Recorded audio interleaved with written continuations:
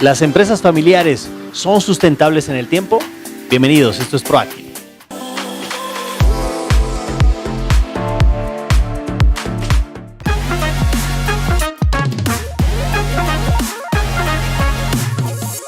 ¿Qué tal amigos? Mi nombre es Jovan Arzabe, nuevamente con ustedes, conociendo historias de emprendedores, y hoy vamos a hablar acerca de las empresas familiares. Para ello estoy con un gran amigo de mucho tiempo, Ronnie Luján. Ronnie, un placer tenerte acá, bienvenido a nuestro podcast y por supuesto listos para escuchar y conocer un poco de tu historia. Muy bien, muchísimas gracias querido Jovan, nuevamente acá, y me encanta contar historias y eso es bueno porque vamos a dar el punto específico de que si son sustentables o no las empresas familiares. Pero antes de todo eso, ¿cuál es tu formación? ¿Dónde naces? ¿Cuál fue la influencia de repente de tus papis dentro de lo que hoy por hoy es Industrias Luján? Ya, mira, bueno, vamos a hablar de mi persona como tal, ¿no? Bueno, mi nombre es Ronnie Luján, estudié Ingeniería Electromecánica en UPB y me fui especializando poco a poco en una maestría en Administración de Empresas, obviamente por la empresa. De ahí, sí, mis rasgos por liderazgo empezaron, mis curiosidades por liderazgo empezaron a emanar por ahí. Fui parte de la JCI, la Cámara Junior Internacional, donde llegué, bueno, al rango de presidente nacional y ejecutivo internacional.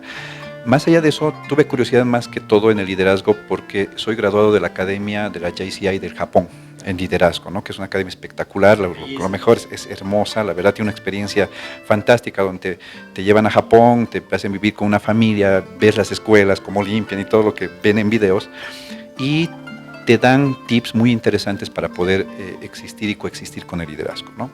Después de eso, ya marcándome un poco más profesionalmente y viendo ya otros factores, postulé una beca en Harvard, que es un proyecto que se llamaba Liderazgo y Cambio, el 2018, mira, justo antes de la pandemia, donde ahí me enseñaron de manera ejecutiva, porque son muy ejecutivos de Harvard, te hacen estudiar y te la pasas durísimo, pero es una enseñanza fantástica con obviamente los mentores top que hay en Harvard sobre liderazgo, negociación y demás. Entonces me gradué de ahí y aprendí nuevas herramientas, ¿no? Hasta eso. Muy aparte de eso, y un equilibrio fantástico que también ven y muchos no conocen, es mi lado musical. Soy músico también. No me digas, no, eso sí no lo sabía. Claro, exactamente, ¿no? Mi lado musical empezó por mi abuela, que era pianista y violinista, y mi bisabuelo, que era director de la Orquesta Sinfónica en Sucre. Y mira que me vino un toquecito de ADN, tal vez por mi lado, que empecé a ver la música, y empecé con el piano, ¿no? Empecé a estudiar en la Juan Sebastián Bach, piano, di conciertos a mis 16 años, 17, pero vino la cuestión de la ingeniería y era el saber escoger entre esto y el otro. Obviamente la familia es compleja porque de la música no vives, así es complejo muchas veces. Entonces dejé un tiempo la música y vino una orquesta de vientos Cochabamba, donde estaban pidiendo nuevos miembros y me dediqué y empecé con el corno francés. El corno francés es un instrumento fantástico, la verdad estuve muchos años, hasta hace unos 3 años o 4 años que toqué. Luego de eso me metí a la Filarmónica de Cochabamba, toqué muchos conciertos en la Filarmónica de Cochabamba por mucho tiempo, con Maga, con un maestro fantástico, un equipo brillante. Pero bueno, con la llegada de mi hijo, a modo de disfrutarlo, lo dejé eso y cuestiones de pandemia también, dejé ese lado musical. Claro que sigo practicando en casa todavía algunos conceptos básicos para no dejar. Pero también eso me ha ayudado mucho en el equilibrio musical y tanto empresarial para poder tomar decisiones, hacer desarrollos y demás, ¿no? Entonces, más o menos ese es un pantallazo de lo que he hecho, porque, bueno, he tenido varias becas de USAID también para pymes, que se llama, para cuestiones de empresa, crecimientos, empresas familiares y demás. Entonces tengo mucha experiencia en todo ese sentido, porque básicamente desde mis 12 años que se creó Industrias Luján, que es la madre de todo esto, yo he visto cómo ha subido, bajado, caído y hoy dirijo esta empresa. Hoy por hoy ya a la cabeza. Ronnie, hay mucha gente que de repente no tiene la fortuna, lo voy a decir porque creo que es algo muy importante, el poder tener ahora a cargo una empresa que ha comenzado desde que tú eras chiquito, que tú, como me has mencionado, la has visto crecer, sufrir momentos catastróficos, volverse a levantar, has tenido la chance de ver. Pero hay muchos emprendedores que de repente no tienen esa oportunidad y están comenzando de cero. Y ahí viene un prejuzgamiento, dice, claro, es que ellos la tienen fácil porque ya estaba hecho, ¿no? Entonces es un heredero de algo, pero sin embargo no es algo tan sencillo porque así de fácil como te llegó, así de fácil se puede ir. Así es, mi querido Giovanni. Hay algo muy importante y tienes razón. Siempre alguna vez te dicen, qué suertudo, no, pero vienes de la línea y demás. No es tan suertudo, más bien tienes mayor responsabilidad porque tienes que ver herramientas mucho más grandes porque y esto lo aprendí en mi carrera en electromecánica y todos los electrónicos lo van a saber y muchas veces es mejor empezar de cero, un circuito, una cosa o una máquina, lo que quieras, a arreglar la máquina. Porque ahí tienes muchos enredos, ya vienen con muchas cosas amañadas y desamañar todo eso y arreglar es todo un reto. Entonces, ese es un buen tip, más bien, qué suerte que estás emprendiendo, qué suerte que estás empezando, porque puedes empezar basado en los errores anteriores que puedes ver normalmente, o algunos tips que pueden venir, alguna vez vienen, me comentan, me avisan, o sea, yo siempre como empresa, y eso sí, algo que aprendí mucho es ser abierto, o sea, el secreto no existe, el único secreto que existe es tu experiencia, tus habilidades que tienes, y nada más, o sea, el resto lo puedes dar sin ningún problema, ¿no? Obviamente que nadie va a llegar a la experiencia que tú tienes porque cada ser humano es independiente, ¿no? Entonces, en ese sentido, no es tener suerte. Yo estuve en una línea en la cual puedo brindar mayor experiencia en cómo cada persona puede avanzar más allá de eso, ¿no? Y en otro lado también, qué suertudos los que han empezado con un emprendimiento, porque a mí me cargaron directamente toda la empresa con todas las problemáticas y me tuve que empezar a estudiar, empezar a ver y empezar a sacar mis propias herramientas. Sí, he fracasado. O sea, un emprendedor puede perder cosas pequeñitas, ¿no? Entonces, pero ya en decisiones en empresas son decisiones de millones. O sea, y ahí sí, la fallaste y quedas, no sé, vendiendo cualquier cosa en la cancha o cualquier cosa en la plaza, digamos. Y eso te iba a decir también, hay muchas veces que cuando tú ingresas dentro del negocio familiar, muchas veces tienes la sombra del papá. Y tu papá ha sido una persona muy conocida, muy movedizo dentro de los gremios, dentro del campo industrial, y llegar a cubrir o a salir de esa sombra también es complicado. Claro, o sea, te sientes como responsable de tapar un hueco, ¿no? Pero también a veces los padres queremos lo mejor para nuestros hijos y los padres quieren, ahora que tengo un hijo lo entiendo, que sean mejores que los padres, ¿no? En ese sentido sí choqué un poco, porque yo tengo una manera diferente de administración que lo tuvo mi papá. Sí, mi papá es una persona que fue muy conocida en el ámbito empresarial porque él anduvo en el crecimiento de las cámaras de pequeña industria, al menos lo quiere mucho ahí, la cámara de industria, que fue la primera base que sostuvo también muchas empresas, estuvo Aspipac, que es una antigua asociación de pequeños industriales, estuvo en mucho movimiento de eso como apoyo y soporte para el crecimiento de muchas empresas que hoy en día son muy agradecidas en ese sentido y demás, ¿no? Pero aquí va el primer tip. Nunca vas a poder llenar ese hoyo porque tienes tu propio hueco que llenar. O sea, mucha gente, está bien que los papás quieran lo mejor para los hijos, pero yo llegué a un equilibrio con mi papá, que él me decía su concepto de control, y yo le ofrecía otro concepto sin control. Entonces, cuando los dos conceptos funcionaban, pero sí haz tu propio camino, con tus propias reglas, con tus propias cosas, porque es tu emprendimiento. Lo que sí, toma consejos, pero siempre escucha a la gente antigua, porque es sabia. Siempre usa la sabiduría. Yo uso mucho la sabiduría de mi padre hoy. Él tiene mucha experiencia en algunas decisiones para tomar, pero uso su sabiduría más la juventud que yo tengo con la experiencia ahora que tengo en otras herramientas, las fusiono y pum, sale la solución. Claro, porque hay mucha gente también, pero que se ha encasillado y no ha querido seguir aprendiendo. Creo que no es el caso de tu papi, porque la gente cuando ya va creciendo en el tiempo, habitualmente llega un momento donde ya no quiere aprender cosas nuevas, ya no quiere hacer nada nuevo. Es más, hoy podemos ver de repente a un abuelito al que le vas a dar un smartphone y el abuelito, no, ¿qué me estás dando? Ya no quiero ver eso, ¿no? Pero sí, cuando uno tiene ganas de conocer y de seguir aprendiendo, siempre lo va haciendo. Pero en algunos momentos esa sapiencia, esa experiencia ya no se ajusta a los tiempos actuales. Y de repente para una persona mayor es duro reconocer eso, y para un joven es complicado hacerle entender eso.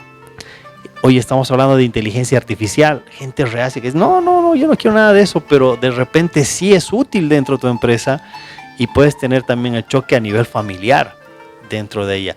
¿Cómo haces tú para convencer de que una idea puede ser buena cuando ves de que hay una carencia de conocimiento de ella? Ya, es un tema muy, bueno, es controversial y es largo, porque tiene varias historias. En mi caso, bueno, volvamos a la suerte para que todo el mundo entienda, porque no es suerte.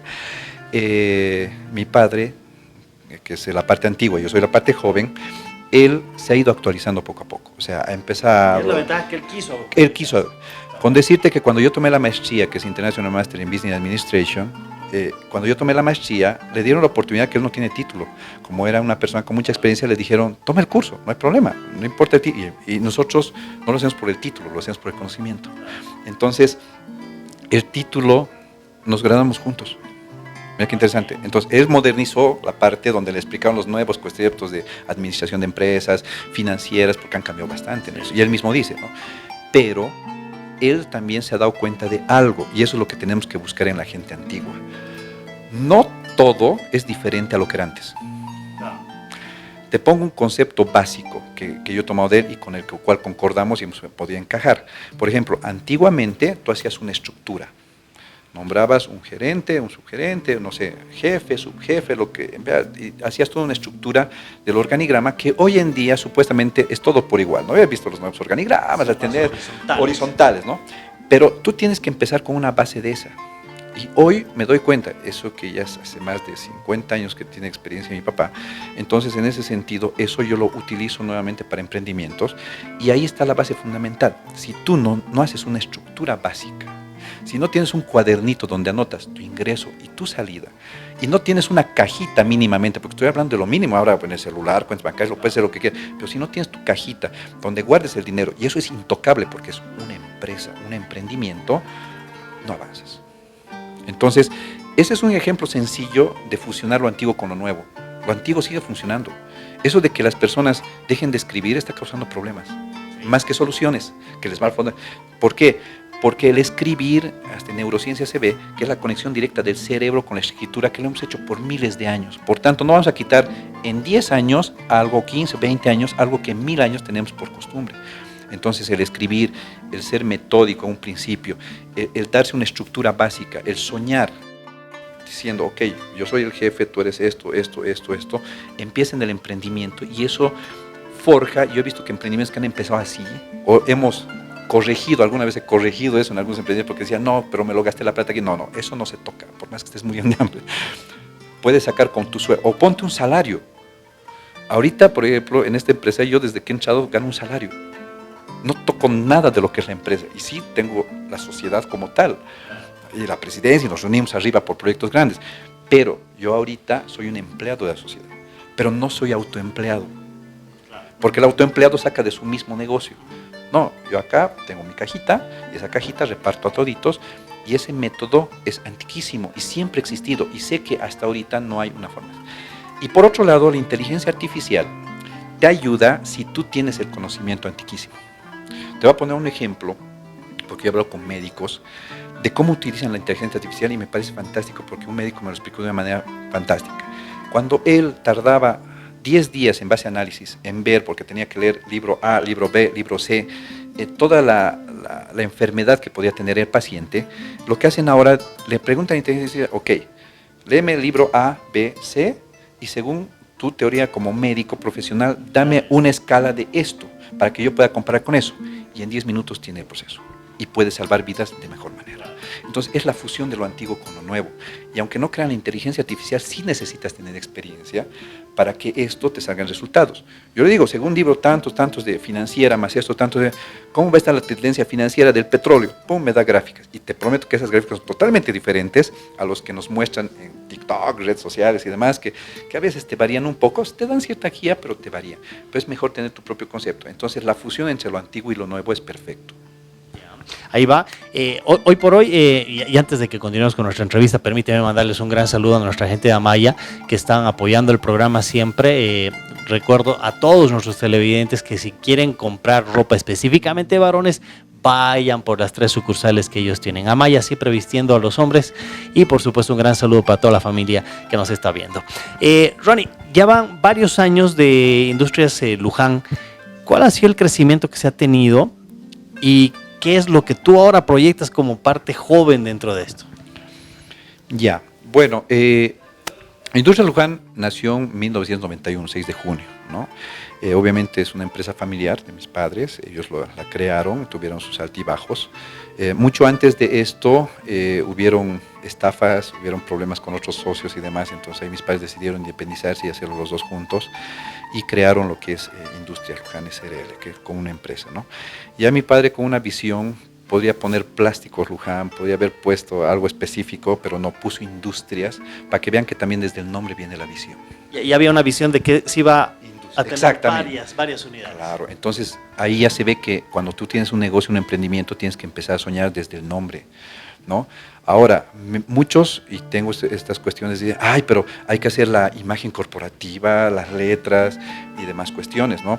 ¿Y de dónde sale nuestro logo? Lo van a ver después con el logo y todas las cuestiones. Todos me dicen, wow, ¿quién te lo ha diseñado y demás? Lo hicimos nosotros a un principio y salió sin querer.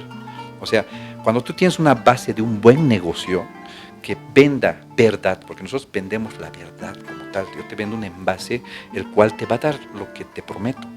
Entonces, vino una feria, y yo me acuerdo, tenía 13 años, y había un programa Print Magic, no sé si te acuerdas, que se jugaba y se hacía diseñitos para tarjetitas de cumpleaños y demás, en esas impresoras a punto que había, me acuerdo.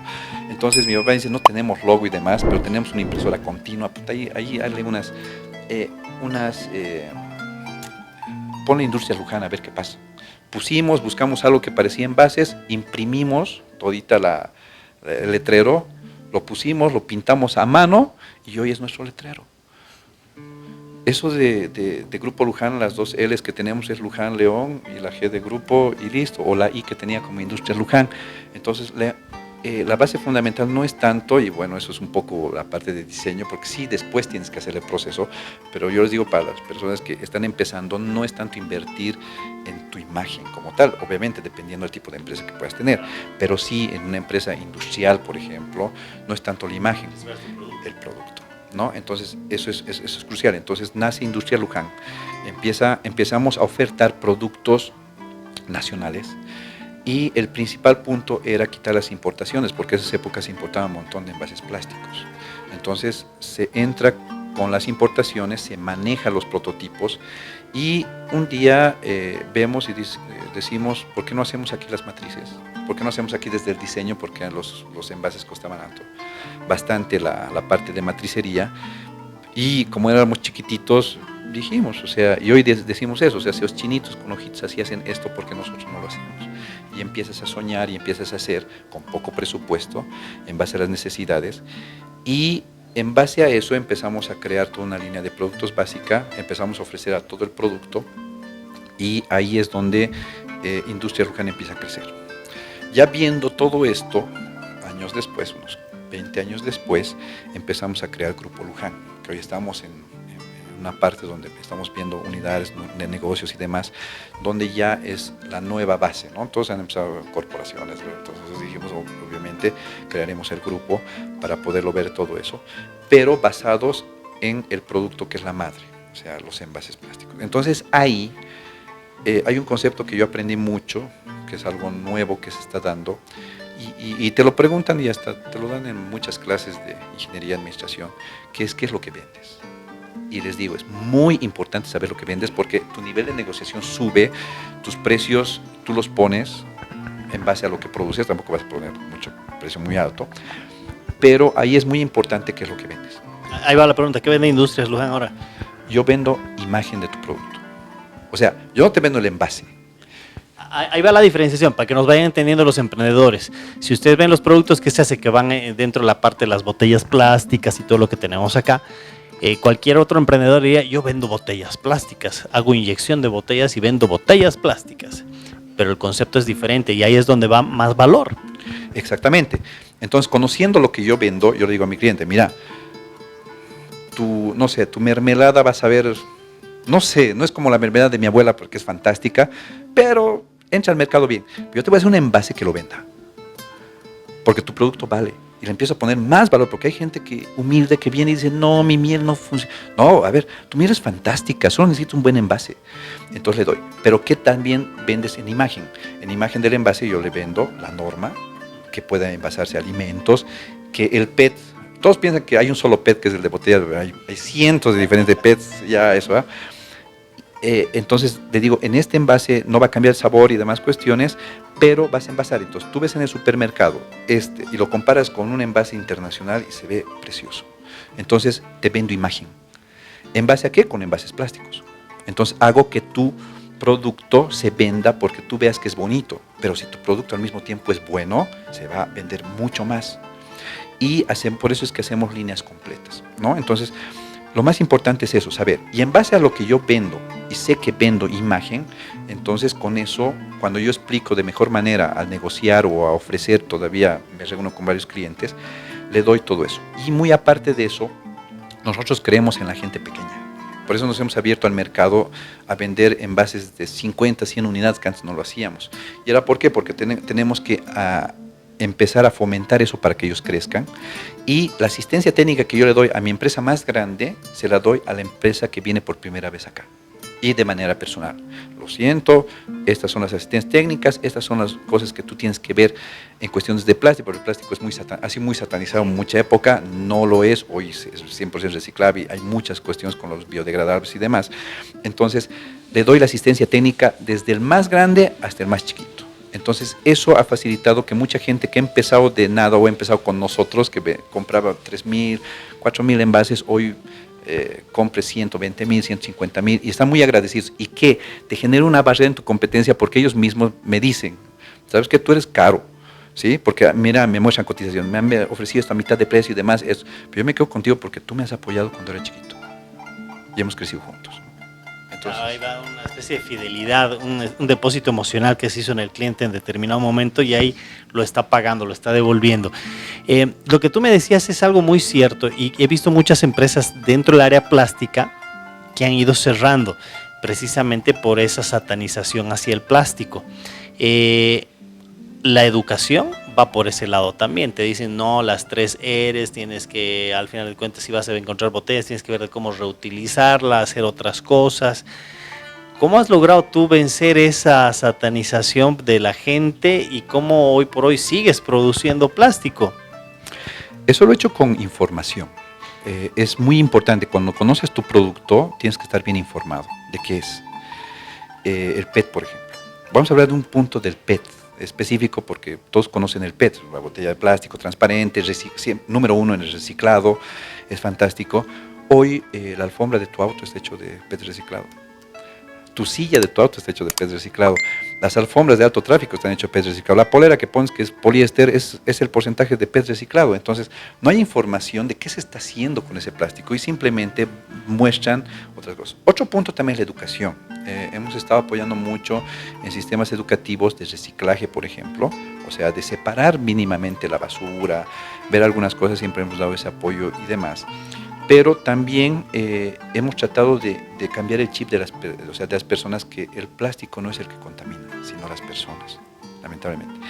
Y eso se lo da ¿en qué sentido? En Holanda, por ejemplo, muelen pedazos de plásticos, y eso a mí me ha pasado en casa, porque al principio comprábamos material, estoy hablando cuando empezó la empresa, comprábamos material del seguro, que una vez hubo una inundación en Fino, y tuvieron un material así que estaba mezclado con grasa, entonces lo compramos porque no había dinero, y cada mañana yo me acuerdo mis papás, yo los veía antes de ir al colegio, agarraban los guantes y en un tanque grande empezaban a lavar porque le ponían soda cáustica con el aceite, se volvía jabón, entonces empezaban a lavar y ponían en el patio a secar el plástico, y con eso hemos hecho los primeros envases. Esa es una historia muy interesante, que bueno, también la van a conocer porque la estamos empezando a escribir, porque hay que escribir las historias. Entonces, ese plástico se iba echando en el patio, perlitas chiquititas, son bolitas, son pellets que llaman, ¿no? Y ese pelletizado, y era increíble, pero mi pasto en mi casa crecía, quedaba calambre, y eran pastos grandes. Entonces, claro, porque el plástico deriva de la urea, entonces tiene poderes de abono, en cierta manera. Obviamente las bolsas plásticas, al tapar una parte, generan un efecto invernadero, y ahí secan la cosa. Pero si tenemos el proceso de minimizar los plásticos, ponerlos ahí, estar en un estado, en Holanda he visto que hacen eso, que en sus cultivos, para que crecen los pastizales, oxigenan el pasto. Y es fantástico porque es nueva tecnología. Usan para sus pavimentos, para engrosar. Los pavimentos en Holanda son gruesísimos y duran bastantes años por la amortiguación que tienen también con el plástico. Entonces, hay varias soluciones que se están dando a eso, pero el principal objetivo es lo que me encantó hoy en día que veo en las escuelas, que me pareció asombroso porque lo veo conmigo cuando viene, es que ya están empezando a tener conciencia de no botar la basura, guardarla en un lugar y demás. Entonces, son puntos que nosotros los hemos tomado por ese punto. El otro punto fundamental es investigar más allá. Has de escuchar esto de que si comes 1 kilo de carne te ahorras 10.000 litros de agua. Ese concepto yo lo conozco hace 10 años atrás, que se llama ACB, si no estoy mal, no me acuerdo, pero lo hice con un grupo de personas que íbamos a innovar aquí los sistemas de llegar a un punto de ecología, mejor administración de la ecología que se pueda llamar, donde el uso del agua es muy importante, ¿no? Ahora, y eso lo ponía, para hacer una bolsa de papel, no sabes las cantidades de agua que se usa, no sabes los tratamientos de agua que tienes que hacer por los pigmentos que tiene. En plástico no, el agua lo usamos solo para enfriar. Y se evapora, no pasa nada, tiene un tratamiento se transforma, básico. va y vuelve. Claro, va y vuelve. No usamos, digamos, el agua no se aditiva, no se hace nada, porque es agua natural, que al final de cuentas se evapora, al final de cuentas inclusive se recircula. No uso agua en mi proceso básicamente, más que para enfriar, y eso se recircula nomás, ¿no? Entonces, tú comparas la cantidad de agua que yo uso versus la cantidad de agua que usas para una bolsa de papel, entonces tal vez es mejor usar una bolsa de plástico. Entonces son cositas que uno va viendo y buscando con la porque eso lo hicieron los europeos, porque los europeos ya llegaron a un tope de reciclaje, que reciclaban a 18 tipos, ya era muy, muy fregasta, con leyes y complicados, que dijeron, ¿qué más podemos hacer? Muy bien, entonces dejemos de comer carne, y encontraron ese problema. Entonces fue así. Entonces eso fue convergiendo, y eso yo lo empecé a aplicar acá, y ahora hablo con muchas personas y demás, y algún rato hablábamos por la cuestión de que nos dejaron usar agua en carnavales, ¿no? Pero averigüé, justamente calcularon cuánto da una espuma, cantidad de agua se necesita para hacer una espuma de esas, y es alarmante. Ni el agua que usamos nosotros, yo me acuerdo, llenamos un turril de 200 litros por cada carnaval, digamos. Entonces son cosas que es desinformación de la gente, pero es aprendizaje también. Yo creo que a futuro eso ya se va a ir canalizando, porque he visto instituciones que ya están empezando a ver estas cuestiones de la carne, agua, usos de electricidad y demás cuestiones, y ahí ver el efecto real que se está dando en medio ambiente, ¿no? Bueno, Ronnie, mira, ya estamos llegando al final de nuestra entrevista, qué rápido pasa el tiempo. Ustedes han podido ir conociendo también parte de la fábrica y de todo lo que estamos hablando con él y de los procesos. Ya en estos últimos 2 minutitos que nos quedan, me gustaría que desean 3 consejitos así, bien focalizados para un emprendedor, para que pueda utilizarlos de repente a partir de algunas falencias que tú has tenido o algunos aciertos, para que los puedan manejar ellos y los puedan tomar muy en cuenta.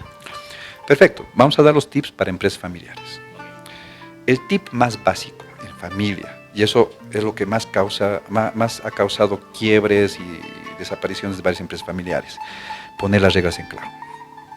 Algo que me ha encantado y que vengo de familia es que desde un principio, hasta yo que era el hijo del dueño de la empresa, he firmado un contrato, tengo un salario, me baso en las reglas de la empresa. Empecé como técnico de producción, yo era el técnico de producción y yo hacía lo que hacía el técnico de producción más allá de eso, ¿no?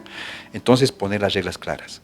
¿Cuánto de porcentaje tienes? Si es familia, con mi mamá quedaron eso, cuánto porcentaje van a tener los hijos, regla básica. Hacia abajo, regla básica, la gente que está empleada ahí tiene un rol específico. Y no porque seas el hijo del dueño puedes hacer lo que te da la gana. No. Aquí hay reglas.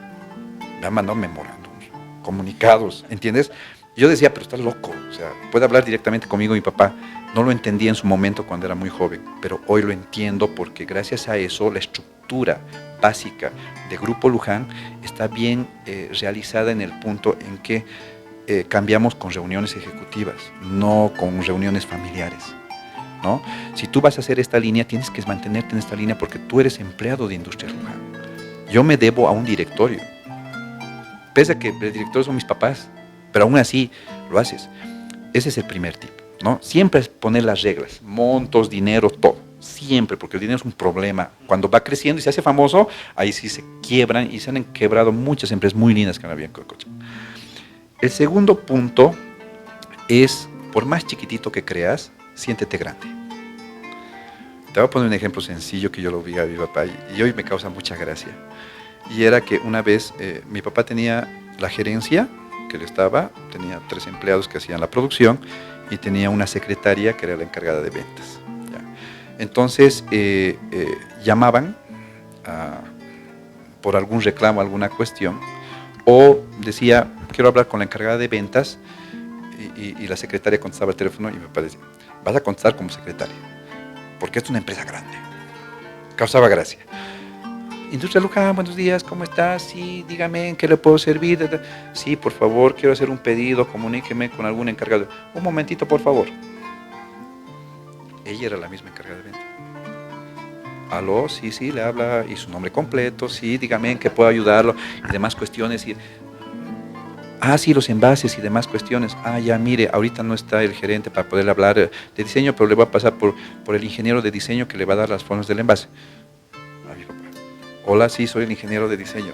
Dígame, ¿cómo puedo hacer y demás cuestiones? Te mostraban algo grande. Exactamente. Entonces las personas veían que era así. Una vez se sueña y dice, ay, ¿cómo pues tengo que contratar tan? No, eres tú mismo. Eres tú mismo. Y yo lo aprendí porque yo fui desde chofer, a veces no, se plantaba el almacenero o pasaba algo, yo iba de chofer con el vehículo. Por eso me conozco toda la empresa en general. Y eso es bueno también, y ese es el otro tip también, el tercer tip, que es conocer todo tu proceso. No porque eres jefe no vas a ir y le vas a decir. Y sí te va a generar confianza porque cuando tu gente ve que tú sabes a qué estás metido, lo hace. Y el siguiente y último tip para finalizar esto, y es la nueva política que tenemos, es el soñar. Es el hacer cualquier cosa a nivel mundial. He conocido fábricas, yo he viajado mucho por el mundo, he conocido fábricas en China con piso de tierra, así, pero hacen cosas maravillosas, ya que aquí lo compramos a un precio exorbitante, y yo digo, ¿cómo ahí hacen? ¿Por qué no podemos hacer acá? Y acá nosotros como empresa siempre tenemos la última tecnología, en sabiduría, en lo que quieras, ya la van a ver ahora en los videos de apoyo, pero es importante crecer, y la única política y el último eslogan que tenemos ahora es usted lo sueña y nosotros lo hacemos. Industrias Luján con nosotros. Ronnie, muchísimas gracias de verdad por tu tiempo. Amigos, será hasta la siguiente semana con mucho más en Proactive. Pásenla muy bien.